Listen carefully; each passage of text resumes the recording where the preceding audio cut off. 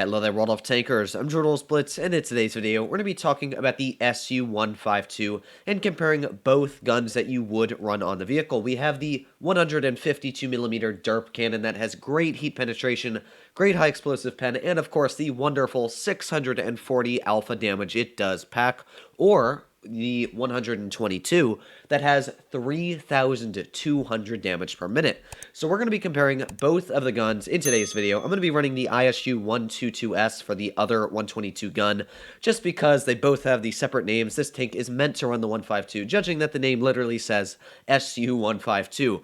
But the question always out there is, what's better? Should I have the DPM or this massive alpha? So in my personal opinion, right off the bat, I personally like alpha. I like the ability to take 1,000 hit points off of a tier 6 medium tank, or shoot a smasher in the side for 1,200 hit points with a very lucky high roll, where you couldn't do that with a 400 alpha gun. But the difference is, when you have that 400 damage gun, you literally have a 7-second reload, one of the quickest reloads out of every 122 in the game. The SU-152 and ISU-122S is able to carry. It's crazy how good the reload is. So there's a lot of advantages and disadvantages with both guns. As I said, I like alpha, but that's just because of my own aggressive nature. I'm able to play this tank super aggressive and get out loads of damage when running this gun. So we have this Cromwell right here, and we're going to be showing this Cromwell what I like about Derp. Or at least I would love to.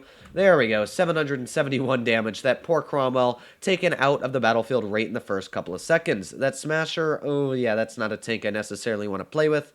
We got the AT right there, but as long as the Smasher is not looking at us, I will be happy. So let's load a shell right into the Smasher, back up. Oh, our driver was killed, but we are fine. So, of course, I know that I'm going to out-reload that Smasher because we are the tank destroyer here. We've got that reload. So let's get another tap into that Smasher here. There we go, another 486 there.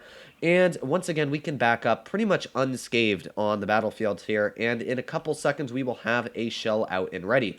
So I'm going to back up. I don't want to play with a Smasher. It can still one-shot me right out of the game. So here we go. Drive up, and come on, we can penetrate it. There we go. So finished off literally a full health Smasher. Obviously, that guy had no clue what he was doing, but we're going to back up now before this Black Prince starts to tear us apart. We have that SU-152 that just fired, so I would love to get a shell into that player. Doesn't look like we're going to be able to, but we still have the Black Prince over to the side here. I'm going to try and trade. It never hurts to trade. You know, I've got that alpha over him, so here we go, and fire. There you go, 540 damage, and he hit us back for 155, so that was a pretty dang good trade.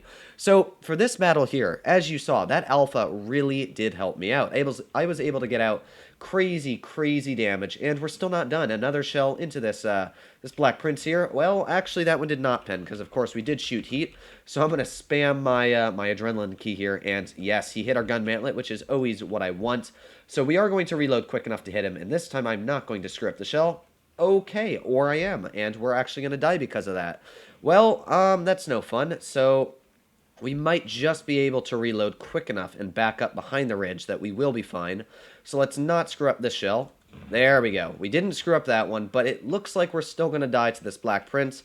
Ooh, you know what? We might have a chance. We might have a chance. I'm just going to try and back up, do my best to not die here, but yeah, this is really tense.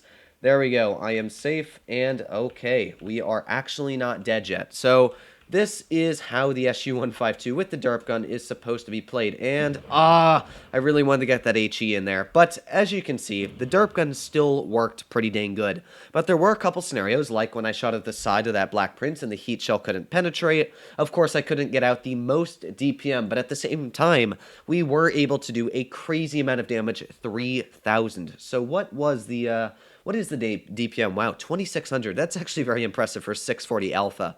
So the gun is great, don't get me wrong, but now the question is the 122 a better choice for any people that are grinding down this line and you want to get the ISU-152? Should you research these guns, then get the ISU, or should you just stick with the 152, go right up to the ISU, continue using that 152? It's always a question that a lot of people have, because the ISU, you of course have the same question. Should you run the 122, or should you run the should you run the 640? Now, of course, the BL10 is 100% recommended, but I'm saying before you get to that gun, because it is very expensive to what I know, like 86,000 experience. For anybody grinding, that is hundreds of games sometimes. So yeah, it's always necessarily tough to get up to that gun. You got to get past the engine and the tracks and everything else like that. So you can see I have a 7.2 second reload for this gun, and that is crazy when you do think about it, that I'm dealing 400 damage, about 3,250 DPM with this gun. Penetration, not nearly as good as the heat, but it is a PCR, which means it is reliable. Of course, by the way, guys, if you enjoy this content, please make sure to click that subscribe button down below. Really does help out the channel. So enemy team is all there. Also, you got to keep in mind that we are up tiered this game, where the last game we were down tiered. So couple things that could have changed the battle here. But we got this M6 experimental. We got the butt of him at least. I would love to get shells into that. I hope that he does not see me. So here we go. Let's drive up and reload HE. And there you go, 405. That's a very low roll for high explosive. But we did still get a shell in nonetheless. So I would love for that M6 to pull out once again, see if we can get a nice little love tap in, but it doesn't seem like he wants to play. But we literally out-reload a tier 8 heavy tank for like 5 seconds. So here we go. We got that Bulldog, another HE shell, and oof, it did not hit him, but you know what, we still, I guess it did technically hit him, just not where we wanted it to.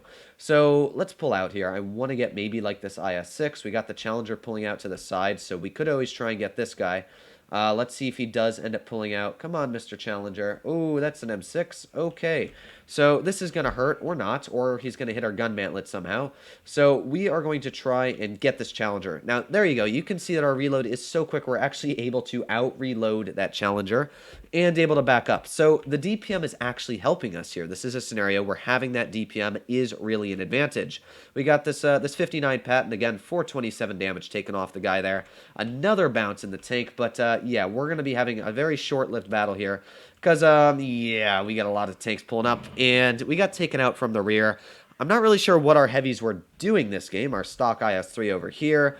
Yeah, I can't really say our heavies did the best game, but we were still able to get out 2,400 damage, even though we were the only tank to be taken out in this battlefield, able to really pump out the damage. So here's the question. Do you like DPM better, or do you like Alpha? If you're like me and you like Alpha, I would actually suggest just to stay with the stock SU-152. While this gun is great, I honestly think that keeping with the stock program does give you better advantages, because not only can you hit people with high explosive, even if you can't penetrate a tank, you can still take off 300. It's easier for beginners. You've got that wonderful heat penetration, and I just like having that alpha like this ISU has. So it kind of gets you ready for the tier 8 brethren, then the tier 9. You keep up with that 640 alpha trend, where if you're going for that 400 damage, this is kind of extra to grind the gun.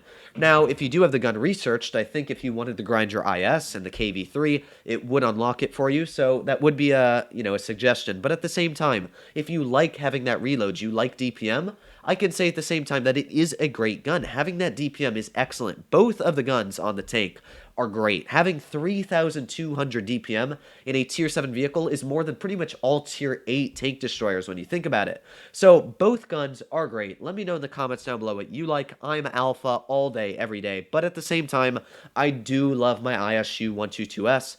So yeah, let me know in the comments down below. But other than that, I hope you're all doing well out there. Stay happy, stay healthy. Looks like we're going to be coming out in victory, and I'll see you in the next one.